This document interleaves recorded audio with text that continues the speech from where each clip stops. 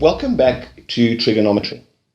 In this section here, I'd like to deal with graphs with you. I'd like to just go through it because a lot of my students seem to, for some reason, battle with it. In essence, what it's about is just understanding, like you get a straight line and a parabola, etc. with graphs, all the functions that we've discussed. Similarly with trig, you can also get a graph where we can draw it. Now, let's just have a look and recap on it. If you remember, here's my special angles over here, and so forth. And we had our protractor, right, where we drew our angles. If you remember, I had that out as well. And what I've got is when we draw an angle, okay, we've been through that and the negative side of the angle, okay? Now, what is important here is that we have been drawing graphs, okay? Let's just recap right back, way back, into this little thing of input and an output. What did we say? We inputted an x and we got a y, right? So the x is the variable that we input, and we drew this on a graph. We drew it like this, x, and we drew a y. Now, however, x and y are just generic, okay? They're just generics for, it could be anything. I know we've discussed this before, but it could be volume and pressure. It could be temperature versus time. It could be a whole load of things, okay? It's just a graph, the same as you drew a graph of the students' results, okay? Versus the subjects and the results, okay, in stats. Now, over here, what we're going to do is we're going to say, instead of in normal, we'd go x, 1, 2, 3, wouldn't we? We'd have here 1, 2, 3, etc., okay? And here -1, -2, -3. But now what happens when we've got a function like y equal to sine of x? Okay. How do we measure x? How do we measure this? We measure it in degrees, don't we? Okay. We measure it in degrees. So x over here is in degrees. All right? Because why? Because for each angle that we input, remember 30, 60, 45, or any other angle that we input, we can get a value for sine, all right? Which means that along the x-axis, we are going to be putting in x in degrees, right? Now you remember the negative angle was -10, -20, -30, etc. That's the negative. So that is this side here. We've got minus x degrees here. That's going around the circle the other way. And when we've gone around one complete revolution, we've done 360 degrees, haven't we? Okay? When we've done one complete revolution, we say we've gone 360 degrees around like that. And ditto, if we've done minus 360 degrees. That is why when we look at the trig graphs, okay, what do we see? We always see that we can plot from minus 360 to plus 360 along the x-axis, right? So we can put in angles over here, and we can then plot numbers up and down over there. Now, for any one of these here, we are going to look at y equals sine theta, y is equal to cos theta, and we're going to look at y is equal to tan theta. So what we're going to do, and you're going to do a number of these in class, right? You're going to plot various forms of y equals sine theta and y is equal to cos theta. Now, as you're well aware, what do? We use our calculator to plot these. We've got a table function, right? But if you don't have a graph calculator that's got a table function built into it, you've still got x and you've got y is equal to sine theta. So we make up our own table, correct? And what does our table do? Our table goes from minus 360 degrees, obviously zeros in there, up to 360 degrees. And we say 180 degrees, right? And we say, we're probably going to say 90 minus 90 degrees. Sorry, my bad, minus 1 and minus 90. And minus 270 and plus 2. Can you see what I've done? I've split it into the quadrants, 90, 180, 270, 3, and in the reverse way, haven't I, right? So now there's the center, or rather the center stage one is the 0, okay? That's obviously it's flat. Now, what are we going to do with this? Well, what we're going to do is we're going to plot various x's versus the y's, aren't we?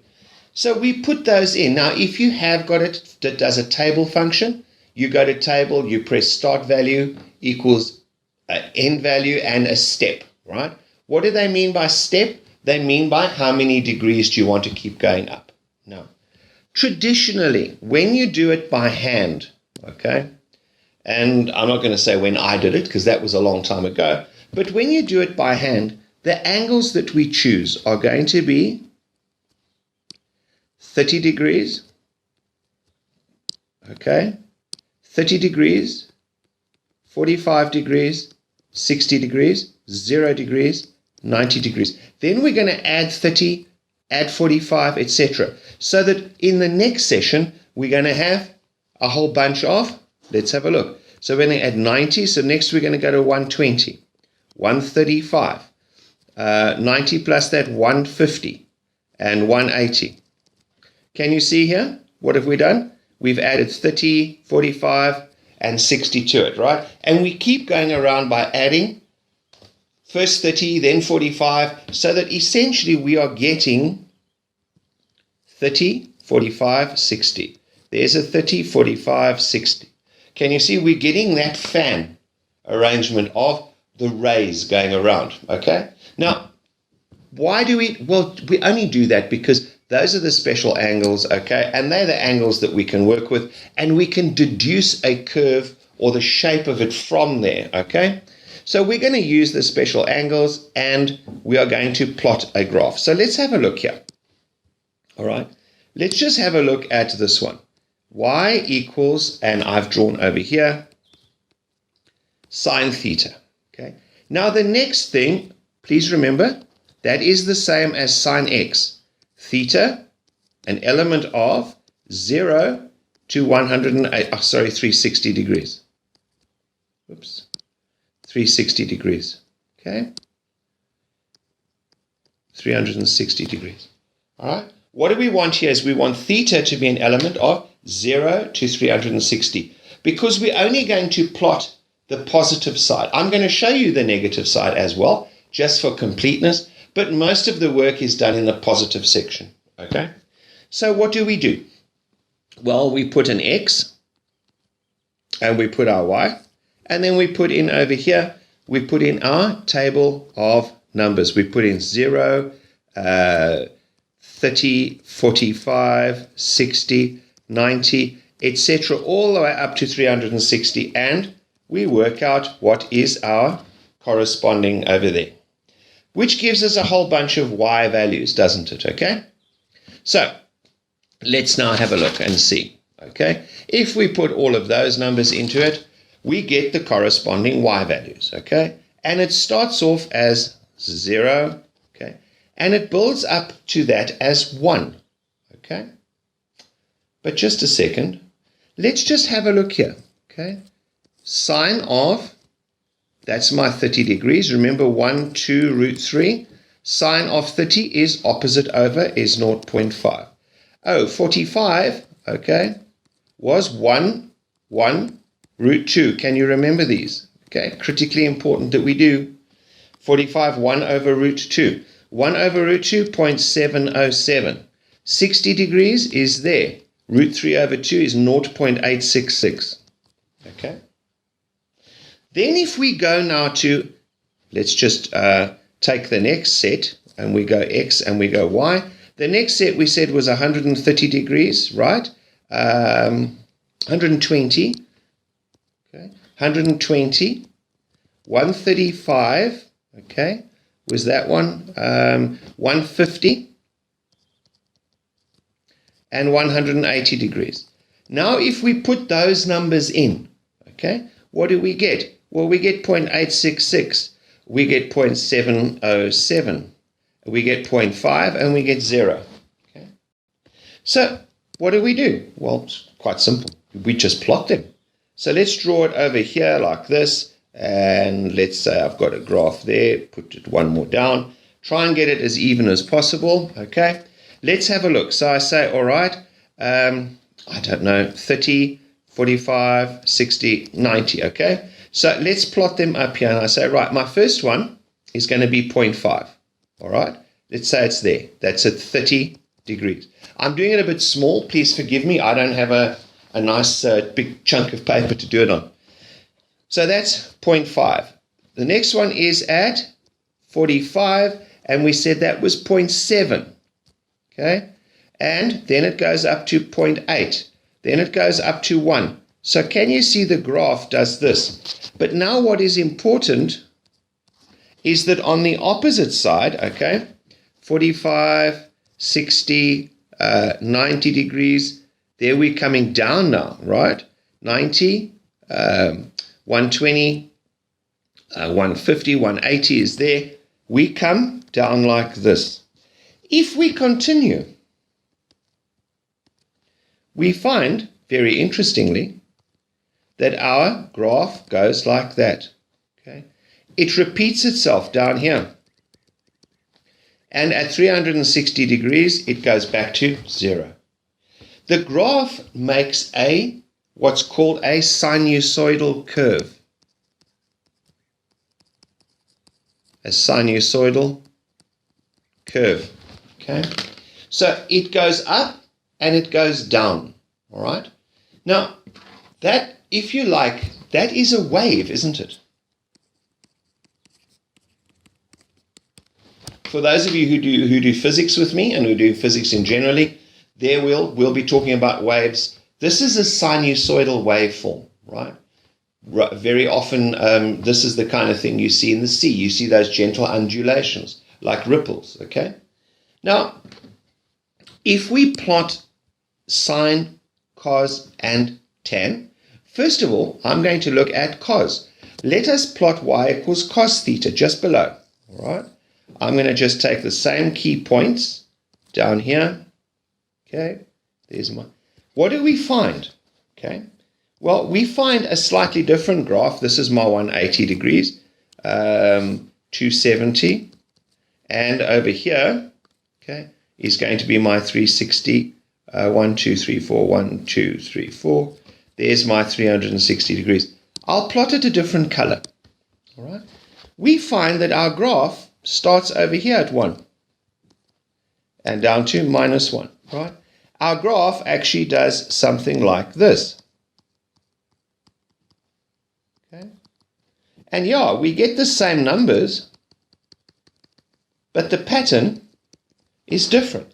We go up to 1 and down to -1. Okay? So, when we're looking at the graph, let's just think about what it's doing. It's actually going up and it's going down in a very similar fashion, isn't it? The sine and the cos. You can almost say that, and for those of you who do physics, again, this is where we actually do it. But over there, it almost looks as if someone's taken the sine graph and just moved it backwards. Can you see? Let's just change it to blue. It looks like we've moved this backwards by 90 degrees to get that, okay? Which is in essence, when we do it next year, you'll see that that's going to move it back. That's what we call the phase lag or the phase lead or the phase difference between the waves. They're either in phase or they're out of phase, okay? Now, essentially all these graphs, and when you get them to plot them, okay, please make sure that you do it.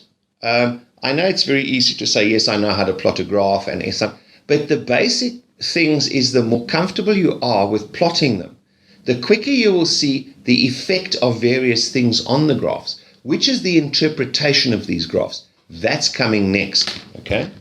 Okay, so those are the things that we do, okay? But now, okay, now we're going to do something different. Because what I have to do here now is just scroll this down. We have to introduce a few terms, all right? Let's just define some numbers, all right? First of all, okay, let us look at something like this, okay? The amplitude. Oops, let me just put it back to my normal starting pen, black pen. Amplitude. Okay. Essentially, the amplitude, well, not essentially, but the amplitude is this. There. The amplitude, okay? It is, please note, it is not the height of the wave, all right? Let's just leave heights and things. The amplitude is how far from rest position it goes. That's its actual thing. So you can see that it goes up to 1 up there, let's say, 1, and down to -1, all right? The amplitude, therefore, is 1. It means it goes up to 1 and down to -1, okay? We always talk about the amplitude in a positive sense, all right? Now, let's have a look here, the amplitude there. But now, if they told us, for example, that this height here, that was, say, 4. Therefore, the amplitude is equal to 4/2, which is 2. All right? What if we had this then? Okay? What if we had a graph that went like that, say? It went, or let's say it started at 3, all right, and it went down to -2 and back up to 3, all right? So what is the amplitude of this? The amplitude of this one is 3 minus -2, 3 minus -2/2, which is 5/2, which is 2.5. Right? The amplitude is measured from the middle position. Okay? In this case, it would be at a half. 2.5 up and 2.5 down. Okay? Right, that's not, it looks more complex than it is. Not really a difficult concept. It's just that we've moved up the reference line where we're starting to measure. All right? Okay, let's have a look at some other term. The period of the function, okay? The amplitude we've now looked at. Let's look at what is the period. The period of a function is the period of the moon. It's how often or how long between full moon and full moon, or no moon and no moon. That's the period. It's the time between the repetition. So if you look at what is happening on a sine curve over there, this is y equals sine theta or sine x. If you look at it, can you see it went up to 1, down to -1, and returned to 0? Now the most important thing here is this is called the rest position over there, right? This is also a rest and that. But let's look what happens. Over here, I'm moving upwards. So I'm going from rest, and let's look at it like a wave in the sea. What's happening? I'm going up. Then I'm going to the top of the wave, the crest. Right? Then I am going through the rest position, but I am moving down. Then I go up again, and here I'm moving up again. That bottom is called the trough. Okay? The period is that. It is the length of the x-axis, in this case not time, but how many degrees. So at 0 degrees, I'm here, right? Then what happens to me? I'm at 0. Then I move up to the top. Then I move down, but then I'm moving the other way to the bottom, then I move up. So it's when I'm coming up in the positive, see, beginning, I move up, and then right at the end over here, I come back up. So the period, all right, is how many degrees it takes, how long, in inverted commas, to repeat itself. And the period here is 360 degrees. Now the period for a sine and a cos graph, okay, sine theta and cos theta, the period equals 360 degrees, okay? It repeats itself for that. But just because it's got a sine and a cos in front, be careful, because we're going to make changes as well, all right? We're going to put in something in front. We're also going to maneuver these things in over here. I could have a theta over 2, okay, which is going to change it. But let's for the moment just think of a sine and a cos as 360, all right? Now, so we've got period. Okay, the next question that we get asked is the maximum and minimum value. Okay, what is that? Okay, this is the maximum, is the largest y value, and the minimum is the, smallest y value. Well, just think of it again as the wave in the sea. I'm sitting, the wave comes, lifts me up, drops me down to the trough, and lifts me back up again. So as an entity, I move up to the top, that's as high as I go. Then I go down to the bottom of the trough, that's as low as I go. So the maximum is the biggest y value, and the minimum is the smallest y value that I reach, okay? Then what is the range? Well, let's look. Let's do a drawing of these things, okay? Let's see here, we've got, let's draw this graph, going down, going up to there like so, right? Okay, that's at 1, that's at -1, right? So let's put in our thing. The range is the next one we're looking at, right? Range.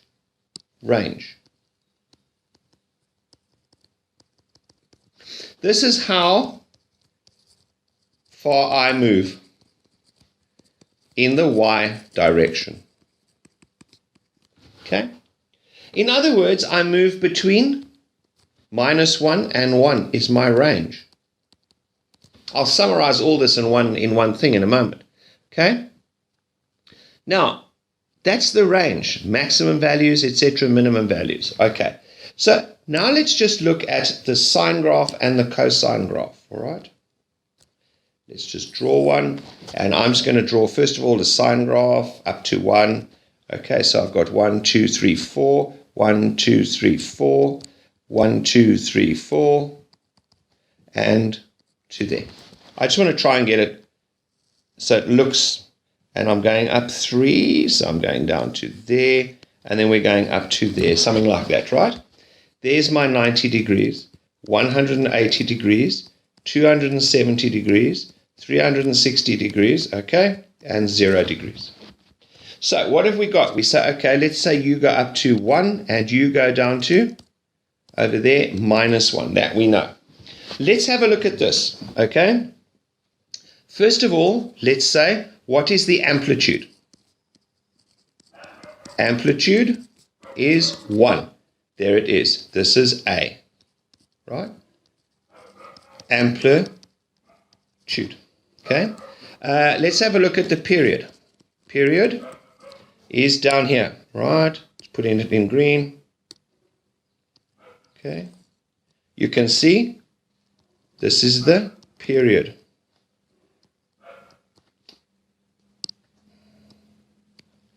Contrary to popular belief, I can spell.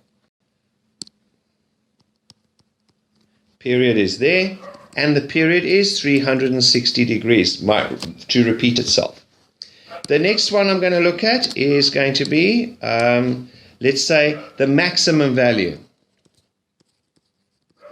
The maximum value of this function is here. Is going to be +1. The minimum value is minus 1, right?